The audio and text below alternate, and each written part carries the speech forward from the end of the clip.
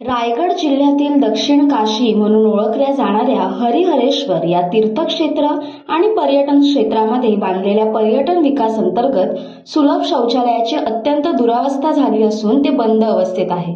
येथे दररोज हजारो भाविक आणि पर्यटक येत असतात। मात्र समुद्र किनाऱ्याजवळील सुलभ शौचालयाची दुरावस्था पाहून नाके मुरडत आहेत।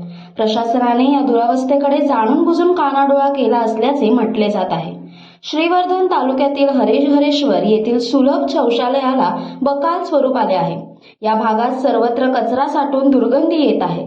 शौचालयांची दारे आणि खिडक्यांची तावदाने गायब झाली आहेत। मंदिर परिसरातील शौचालय व्यवस्थापनाकडून मात्र शुल्क आकारले जात आहे, परंतु शासनाने बांधलेल्या शौचालयाची भकास अवस्था झाली आहे। खासदार सुनील तटकरे यांच्या माध्यमातून पर्यटन विकास महामंडळाच्या अंतर्गत हरिहरेश्वर, श्रीवर्धन आणि दिवे आगार या पर्यटन क्षेत्रातील समुद्र किनारे सुशोभीकरण करण्यात आले। मात्र हरिहरेश्वर येथील सुलभ शौचालयाची दुरावस्था आणि दुर्दशा झालेली पाहून भक्त आणि पर्यटक तीव्र संताप व्यक्त करीत आहेत। खासदार सुनील तटकरे आणि आदिती तटकरे यांनी या गंभीर समस्येकडे तातडीने लक्ष वेधून सर्व सुविधा उपलब्ध कराव्यात अशी मागणी केली जात आहे।